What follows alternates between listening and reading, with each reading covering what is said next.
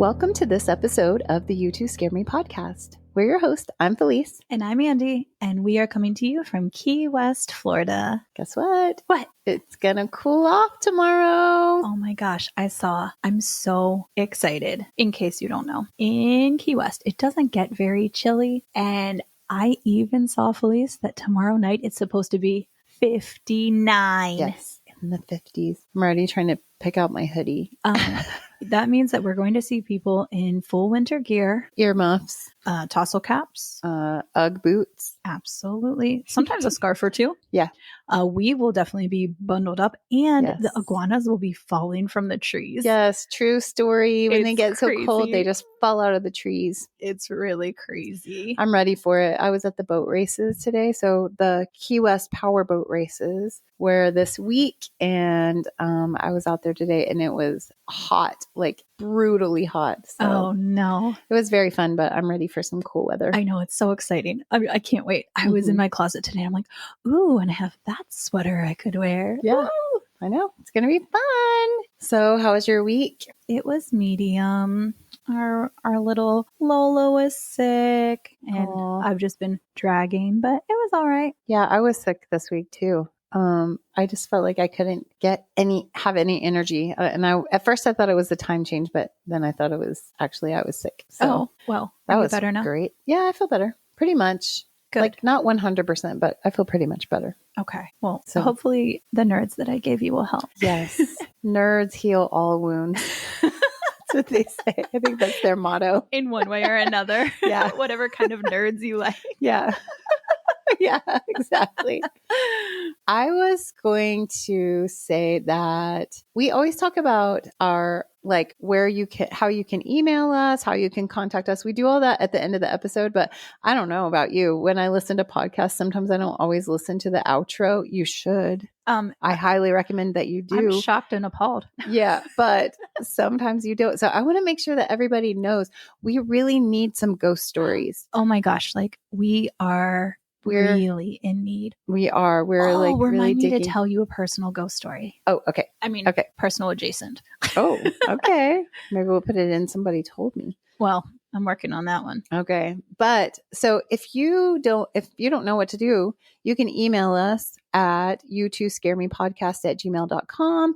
You can go to our website. Mhm. Also on our website, in case you didn't know, we have cool merch like this cute shirt. Oh, so cute. We have shirts, So mugs, fabulous. all kinds of stuff. And yeah, you should buy it. Yes. Check it out. And- Also, we're on YouTube. Like you can Yeah. actually see our videos. And that's why we spend so much time trying to look not super haggard.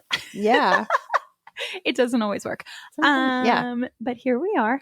And then you can see these cute little like accessories we're wearing. Oh, also these are from my friend, and it was funny because I opened the package and it was like, oh, saw these and thought of you. I couldn't resist. The lime green made me think of key limes. And I was like, oh, how cute. But there was no name. So then I had to Oh. play the guessing game of who sent these. Yes. So long story short, it was our friend Leah. Leah, thank you so much. Now, Leah always sends us ghost stories. So Be like Leah. Be like Leah. She definitely is like a good direction follower. Yes. So, And also, if the thought of sending an email is just daunting and overwhelming, you could also DM us on Instagram or Facebook or something like that, and just, get those 2 thumbs moving and send us your it doesn't story. have to be like a perfectly written soliloquy. We can tell your story in a concise way. So And- don't worry if it's, don't worry about, that if you're not Shakespeare.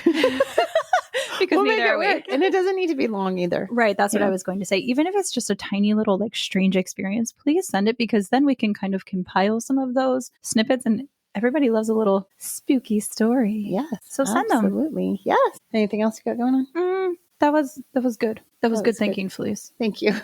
Thank you.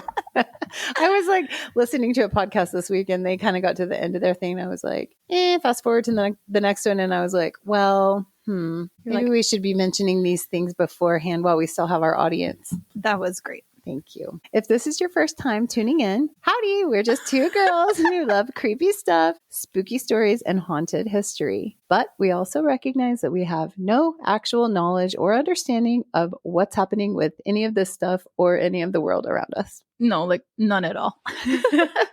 But don't worry, we do know enough to respect the unknown and unseen forces at work around us. Even though we cover spooky, scary topics, we make sure to laugh along the way to keep it light. We hope to bring you stories that give you chills, check under your bed, and think twice about whistling at night. Don't do it. Oh my gosh. Did you watch that video I sent you? Yeah. Spooky. Shouldn't whistle back. No. Well, thank goodness. She was like, what in the world? Yeah. And she really like hauled ass inside. Oh. Yeah. Anywho, just a heads up, guys and gals, this podcast is for entertainment purposes only. We're here to tell spooky stories, not give professional advice or present hard history. Some topics may be sensitive, so keep that in mind before we begin. Dive into the shadows with us as we bring you haunting tales in this episode of the You Two Scare Me podcast. Shall we dive in?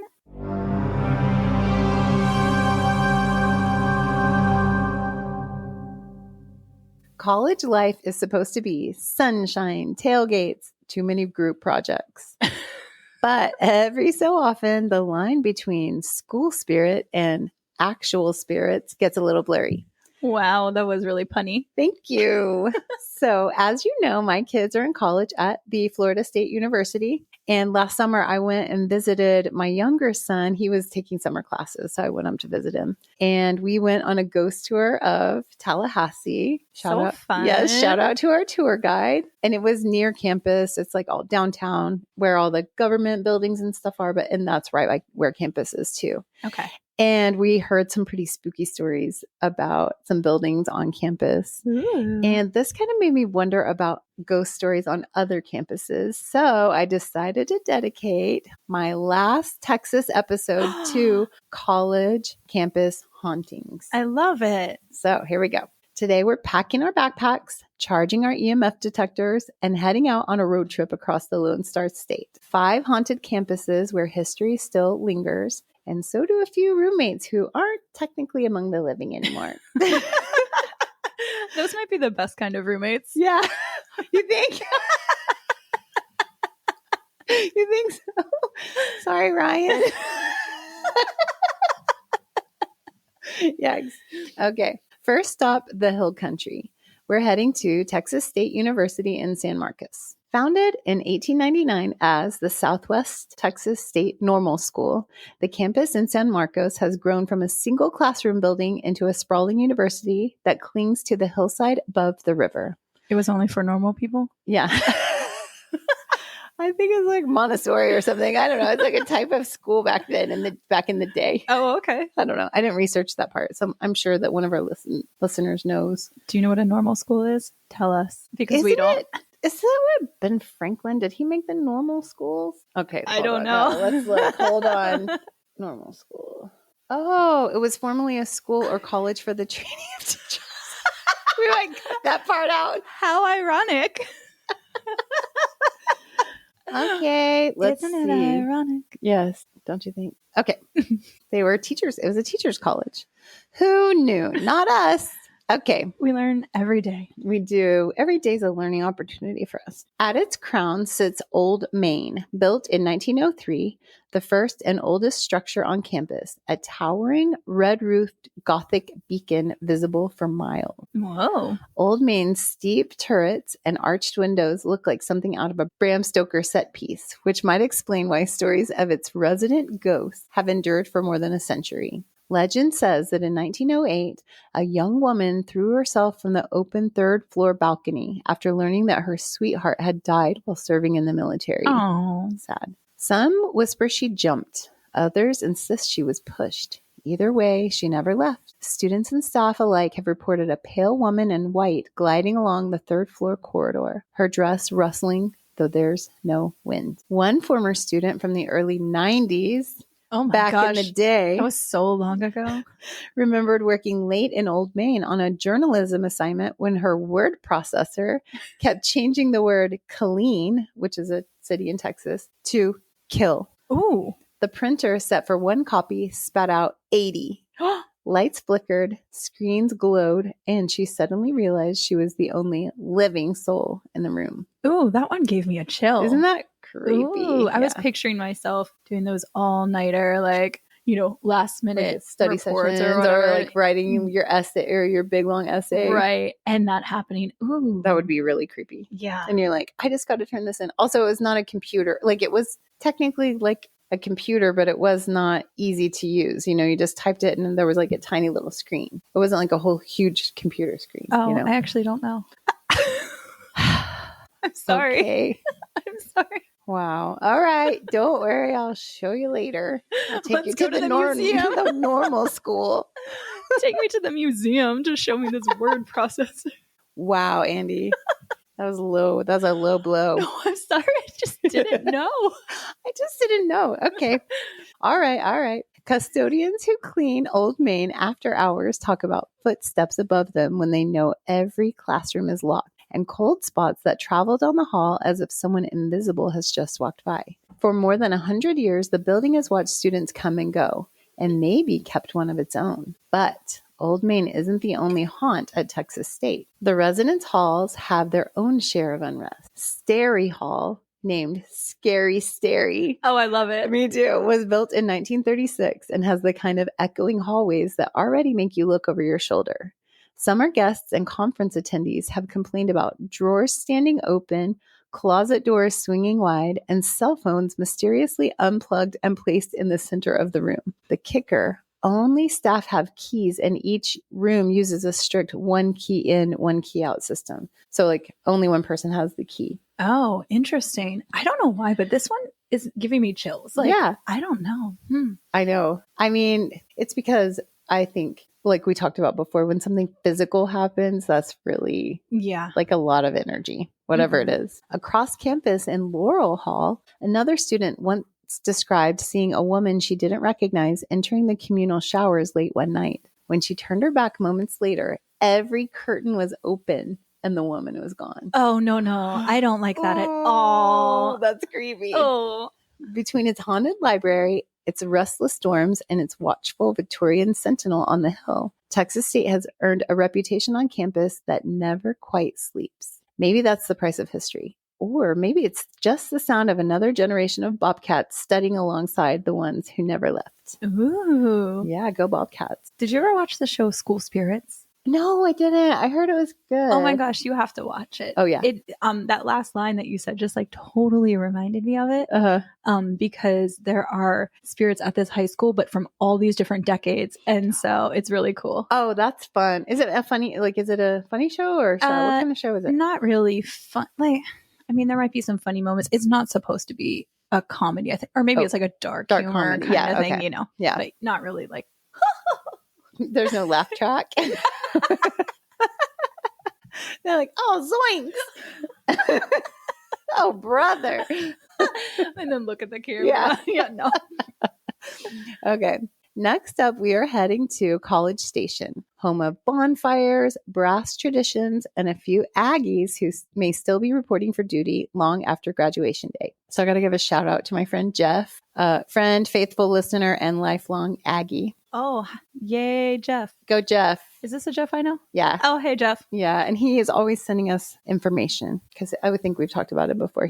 He's always researching. And so anytime he runs into something weird, he always sends me the article. So thank you, Jeff. There are few schools in Texas with a stronger sense of tradition than Texas A&M. Founded in 1876 as the Agricultural and Mechanical College of Texas, it began as a small land-grant school where cadets drilled in gray uniforms, and the nearest entertainment was probably a staring contest with a cow.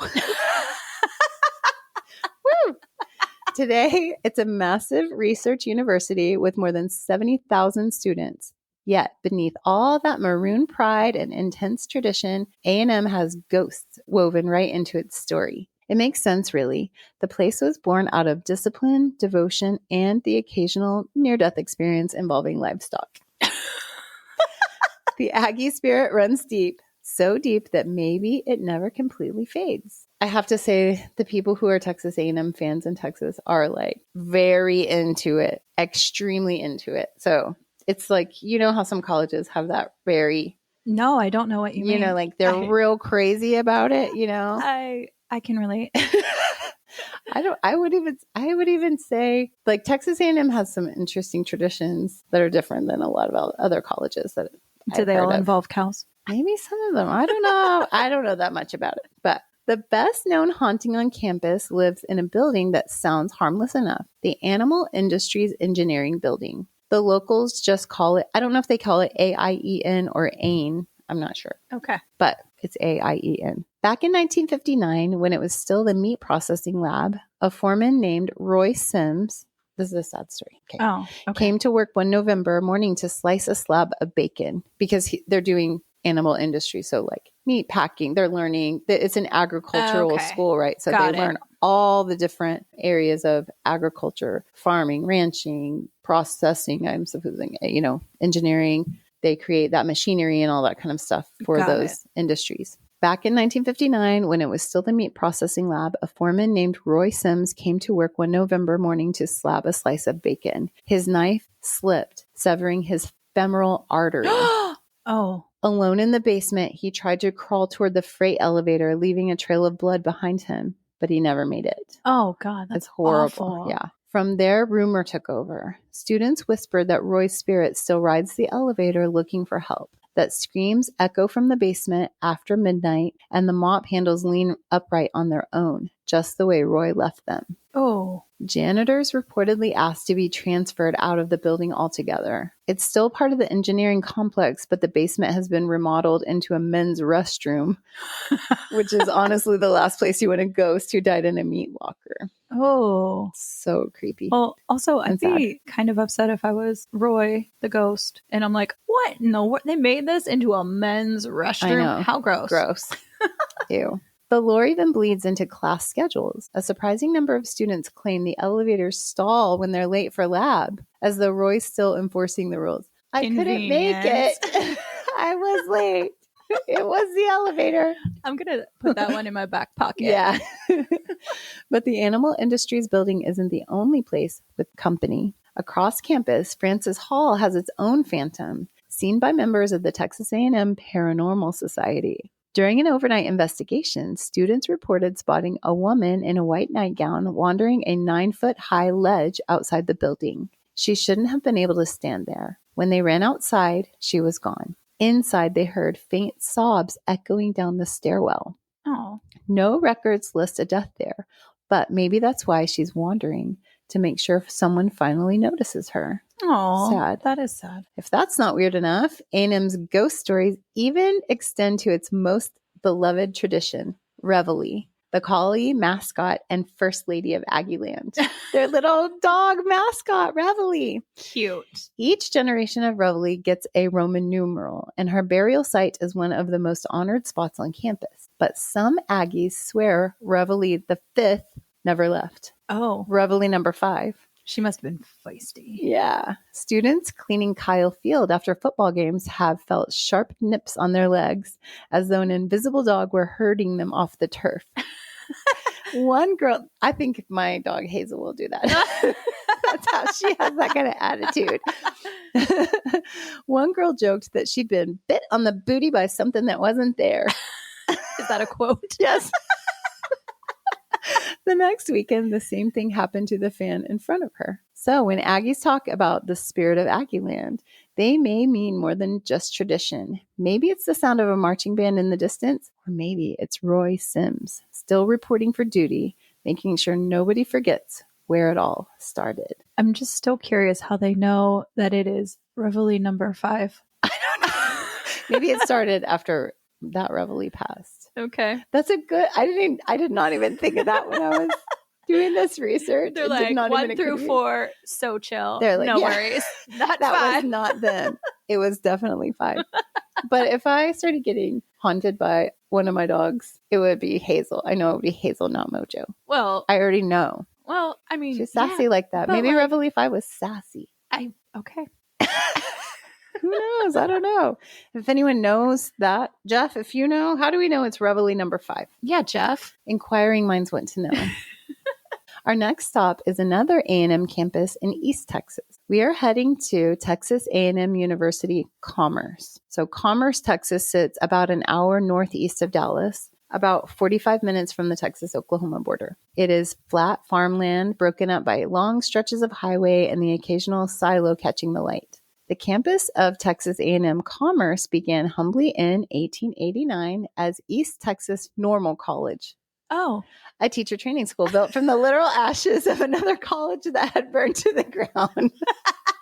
Maybe I did know that.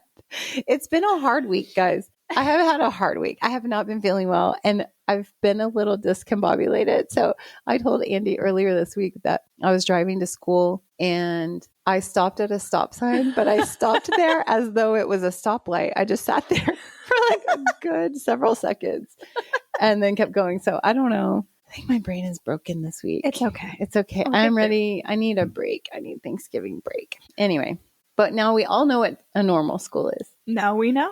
And they don't call it that anymore because we did go to teacher training school and it was not called a normal school. So Clearly. not sure. Anyway, at the eastern edge of campus stands David Talbot Hall, a red brick 3-story rectangle that doesn't look like much from the outside until you step in. Inside, wide staircases spiral upward under heavy chandeliers, echoing with the clack of shoes on tile. Talbot Hall started life in the 1920s as the university's grand library. It was a hub for students who wanted to read under the massive skylight of the original reading room or attend dances held among the stacks. By the 1950s, the books had outgrown the space, and a new library was built. The old one was converted into offices and classrooms for the Department of English. Its reading room sliced into new floors. A century later, the building was renamed for David Arlington Talbot, civil rights champion and the school's first Black professor. Oh. Renovations have brightened the halls, but they haven't quieted them. Professors joke that every creak has tenure. They call the building's strangest features the Hobbit doors. 3 feet tall, 2 feet wide, and set low into the walls. They look like something from a fantasy novel. I love it. Yeah, they're not. I thought that they would be like rounded, but That's they're how just, I pictured them. Yeah, they're just like little rectangles. Oh. But like short. No one's sure what they were for. Possibly a dumbwaiter used to hoist books between floors. Possibly a prank by some long gone builder with a sense of humor. Either way, they've become the centerpiece of Talbot's lore. Every haunted building needs a ghost story, and Talbot's has a tragic one. The tale changes depending on who tells it, but it always involves a young boy, a professor's son, or perhaps a janitor's child who fell through the skylight to his death sometime in the 1930s. Some say he'd been exploring the hidden passageways behind those tiny doors when he slipped. Others insist he was playing on the roof, chasing a ball when the tiles gave way. I don't know why he would be on the roof chasing a ball. That one doesn't make a lot of sense to me. Yeah, I don't know. It was a different time. Yeah. Whatever the truth, people still swear they hear light footsteps running overhead and the echo of laughter that stops just short of a scream. Oh, Yeek. that's a little scary, scary. intense. Yeah. In 2010, a local paranormal team, Paranormal Research and Investigations of North Texas, or PRINT, nicely done, PRINT, was granted permission to spend the night locked inside. They brought cameras, thermal sensors, and the kind of confidence that usually disappears around 2 a.m. That'll be us. We know that. We're like, never mind, we're going home. Okay, that's a wrap. According to their report, Talbot Hall didn't disappoint. They caught cold spots, faint voices, and the outline of a small figure near the 3rd floor landing. Oh. The legend says the team bolted before sunrise, shaken enough to leave their equipment behind. That's expensive. Yeah, it is. Hopefully they got it back the next day after the sun came up. I hope so, but still. Those who work there daily insist there are simpler explanations. The building is nearly a century old. Pipes groan, floors settle, lights flicker. In 2008, an infestation of raccoons and bats took up residence after the demolition of a neighboring dorm drove them indoors. Oh. More than one late night scream, it turns out, was just a raccoon falling through the ceiling onto someone's desk. You would have taken that raccoon right I out. would have. I would have been like, that's mine. But logic doesn't erase that feeling. The one you get when the elevator doors close halfway and then open again, as though someone invisible has changed their mind. One English professor brings her dog to work late at night for company. The dog happily trots up and down the stairs but refuses to go near the elevator, barking at the empty shaft until she gives up and takes the stairs herself. Oh no, you have to like trust your pets and they know what's happening. They really do. Yep. Ask anyone who's spent long evenings there grading papers. Talbot Hall hums with its own energy. Maybe it's the weight of words. Maybe it's something else. Something else. Next, we are heading to Austin, a city famous for music, barbecue, and being just weird enough that a few college ghost stories sound about right. This location sits in the shadow of the University of Texas clock tower, where love, loss, and music still drift from the windows of the Littlefield House. At the northwest corner of the University of Texas campus, tucked among the oak trees and modern lecture halls, stands a red-brown Victorian mansion with a steep roofline and ornate trim. From a distance, it looks like a dollhouse that's grown up and learned too many secrets. Ooh, dun dun dun. This is the Littlefield House, one of Austin's oldest private residences and one of its most haunted. It was built in 1894 for Major George Washington Littlefield, a Confederate veteran turned cattle baron and banker, and his wife, Alice Payne Littlefield. The couple had known both enormous fortune and deep loss. 2 of their children had died in infancy. Oh. And by the time the house was completed, it was meant to be both a family home and a fortress against grief. Oh. Sad. Designed by architect James Warrenberger, the Littlefield House was the picture of Victorian excess. Hand-carved staircases. That sounds right. Staircases. Hand-carved staircases, marble fireplaces, imported wood paneling, and a drawing room that could rival a ballroom. Ooh, I want to live there. Yeah, that sounds awesome. Out front, a Himalayan cedar tree, personally imported by Littlefield, still spreads its branches like a guardian watching over the home. Oh, I love that. Me too. A Himalayan cedar tree. I don't even know. I don't either, but it sounds cool. Well, we'll have to look that up. Yeah. George Littlefield wasn't just wealthy, he was generous. As a member of the UT Board of Regents, he poured his money into the young university, funding the Littlefield Fountain, the Wren Library, and the Alice P. Littlefield Dormitory. He loved the idea of education shaping Texas's future. When he died in 1920, he left much of his fortune to UT. Alice outlived him by 15 years, and upon her death, she bequeathed the house itself to the university. But even though she left the property on paper, many say her spirit never really moved out. Visitors to the Littlefield House have long reported hearing piano music floating through the halls, delicate, practiced, and unmistakably feminine. The problem? No one's been seen sitting at the keys. Alice was known to play piano to calm her nerves, and those who work in the building today, now used for university offices and private events, swear the music still drifts down from the second floor late at night. Interesting. Haunting. Yes, I think that would be so cool to hear that. But then there's the portrait of George Littlefield in the entryway. His painted eyes seem to follow you from room to room, as if he's making sure you don't scuff the parquet floors. More than one staffer has covered the portrait during after-hours events, only to find the cloth mysteriously pulled aside the next morning. That's spooky. I have a chill from that. That's like, it reminds me of at Disney World. Welcome to the Haunted Mansion. You know how all of those portraits are looking at you. Ooh. But the most chilling stories belong to Alice herself. In the early 1900s, Alice began suffering from what doctors at the time called nervous hysteria. Oh, of course. She was a woman. They called it a likely mix of anxiety and trauma, but it was probably perimenopause. Or she was just sick of her husband's crap. Likely, yeah. She became convinced. It could have been more, though. So there was more to it. So she became convinced that someone planned to kidnap her and kill her and her family. Oh, okay. That's more than hot flashes. Okay. And, you know. Yeah. So maybe she had a little bit of... little mental illness. Yeah.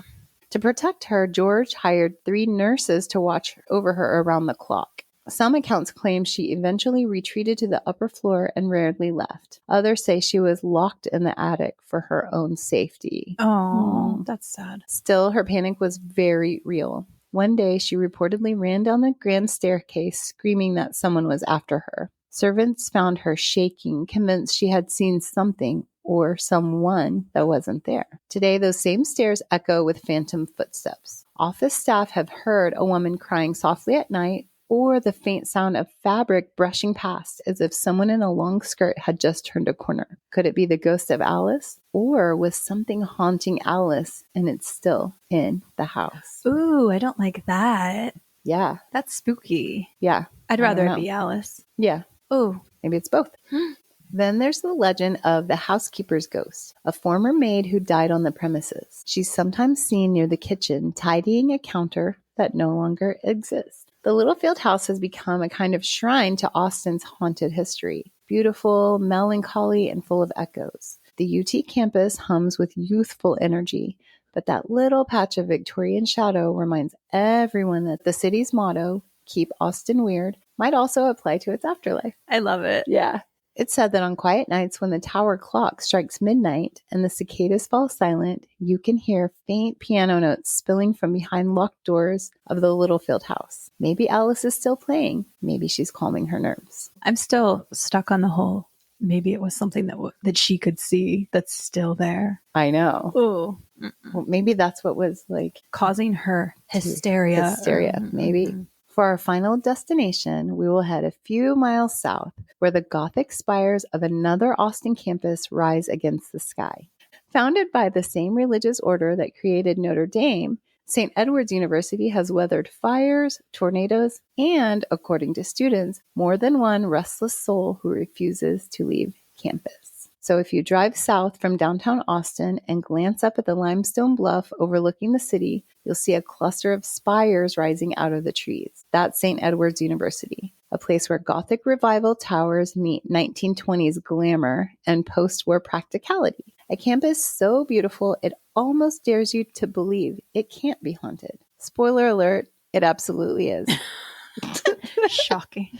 Shocking on this show. The university's roots go back to 1877, when Reverend Edward Sorin, the same priest who founded the University of Notre Dame, decided that the farmland south of Austin needed a Catholic institution for higher learning. I mean, of course. Yeah. The early years were humble, a single building and a handful of teachers. But the school grew quickly, earning its college charter in 1885. And soon, architect Nicholas J. Clayton of Galveston was hired to design a proper main building. Clayton delivered a masterpiece, a 4-story Gothic Revival structure complete with pointed arches, steep gables, and the kind of stonework that looks particularly dramatic during thunderstorms. Ooh.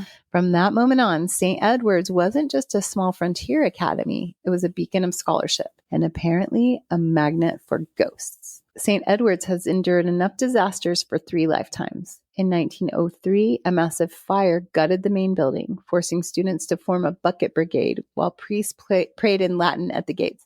They should have pitched in. Yeah, I'm like, we can pray. Let's pray and do buckets. We can pray and do bucket brigade at the same time, I think. Anywho, that's what stuck out to me. Yeah. I was like, come on, priests. Somehow no lives were lost and the building was rebuilt, only to face another blow when a tornado in 1922 tore through campus. Oh my gosh. Again, leaving the stone spires battered but standing. By the mid-20th century, the school had expanded, and in 1966, it opened its doors to women, building a separate facility called Maryhill College. 4 years later, Maryhill merged with St. Edward's, and the campus became co-educational.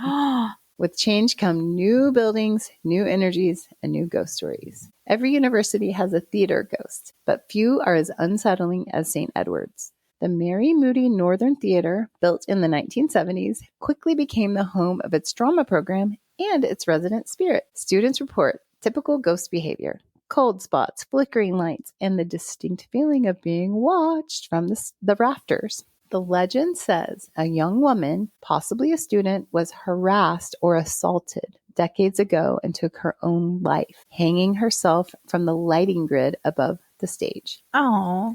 No official records confirm it, but ask any theater major who spent a late night running lines in that building, and they'll tell you the air changes after dark. That's spooky. Yeah. Stage lights click on without warning. A shadow crosses the catwalk even when no one's up there. Actors leave a seat open during rehearsals for her. Oh, I love that. Yeah.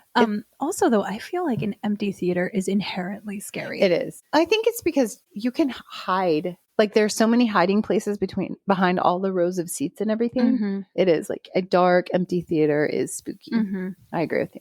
It's said if you forget, the sound booth will glitch until you remember to like keep that seat open for her. Oh, wow. Yeah.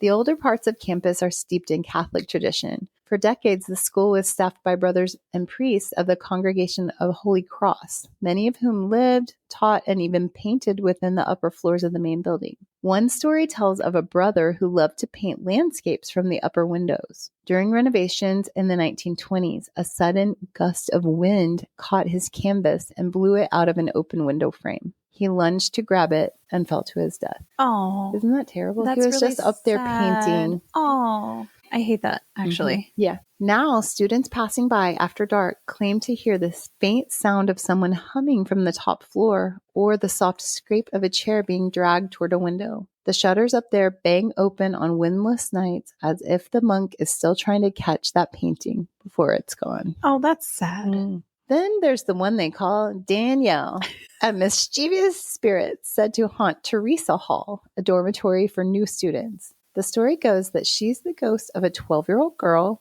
long black hair, white dress, perpetually curious. She approaches students in the hallway and asks if they want to play. Those who say no claim that their lights begin to flicker, their doors rattle, and whispers follow them into their rooms. Whispers. She's like, actually, you will play You with will me. play. Yeah. This isn't really a choice. I will play with you.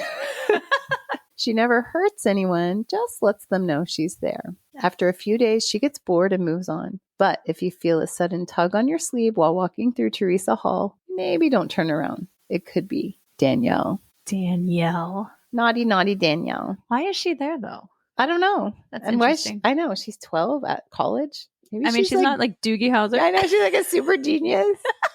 I don't know. That was a 90s reference. Yeah, I know it. I know Doogie Howser. Some people might not. True. He was a child prodigy. It was a show. It was a show. He was a doctor. Over its long history, St. Edward's has produced countless scholars, artists, and leaders, but also a handful of ghost hunters and true believers. Between the fire, the tornado, and the centuries of faith that shaped its halls, it's no surprise that this campus feels like holy ground for the restless. From scary Sterry Hall to the rafters of the Mary Moody Theater, Texas's universities carry more than their fair share of restless alumni. Some of them are legends, some of them are lore, and some stories echo much too clearly to ignore. Wow. That was impressive. Thank you. Fantastic rhyming. Thank you. I'm really proud of that. Thank you. Of you. I wrote that by myself, all by myself. Oh my gosh. You are such a Renaissance woman. Thank you. I'm a poet. And you didn't even know it. Maybe that's the real lesson in these haunted halls.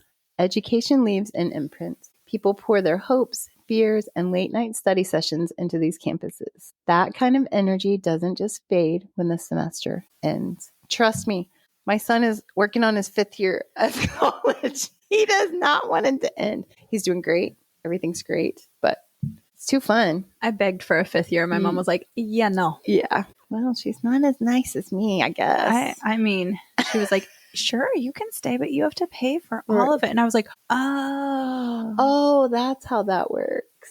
Okay. Yes. Yeah. Well, it's just too fun. It's so fun because you're almost an adult and you have zero responsibilities. Yeah, it's the best. I actually was like, hey, you know what? Let's don't rush this because being an adult like pretty much sucks. It's the worst. If you can postpone it one more year, do it. Yes. The next time you're walking across a quiet quad at dusk, remember, history doesn't only live in the archives. It lingers in the stairwells, hums through the pipes, and sometimes, if you listen closely, it even plays the piano. Oh, I love that. Fun, right? I wanted to end with a fun one. Yeah. I mean, not all of the stories were fun, but I think it's so lighthearted light- hauntings. Yeah. And also I think so many people move and transition through college, and you go through so much transition while you're in college. And I don't know, just the idea of spirits sticking around was interesting to me. I think that would be a choice place to stay, Oh my gosh, yes. You had to stay somewhere. Well, Felice, I really love that. It took me back to college in a way. Was your college haunted? Oh yeah. I mean, there were some places that definitely had weird vibes, but I'll have to look into some of the stories. There are always the ones where people are like, oh, that's haunted. Because Penn State, it's an old campus too, right? Old. Yeah. And we too had an old main and all of this stuff, But for me, the library had some vibes. Yeah. And there were a couple other buildings. We'll have to look into this. Yeah. Well, it's now time for Somebody Told Me.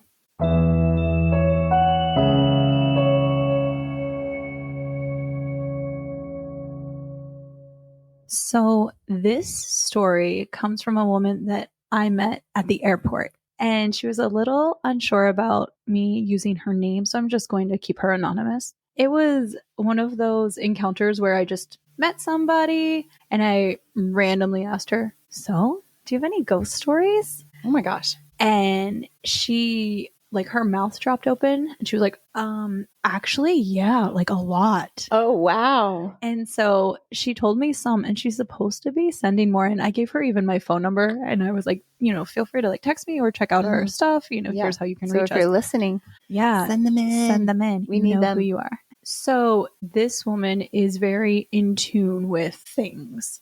And so to me, it seems like she must have some heightened senses or abilities or something like that. For instance, she told me that animals follow her around and they're constantly show up at her doorstep, in her yard, or now she lives in one of the apartments here, and lots of things just show up on her balcony. Ooh. So it's really interesting.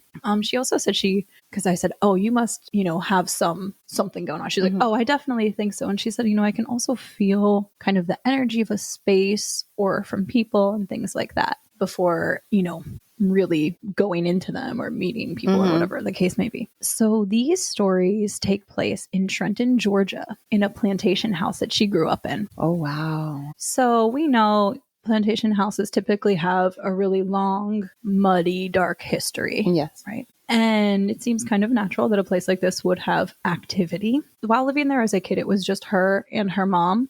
And she said that there were some weird things that would happen and that it always just felt heavy. Okay. So one thing that happened all the time were the bugs. She said that there would be just sort of an infestation of flies or other bugs, which if you know about paranormal things, that's always a bad sign. Yeah. That's a sign of something creepy, dark, right? Yeah, dark sign. So they would get it sprayed or, treat it, whatever, and they would come back. So that's spooky, but I could explain that away, right?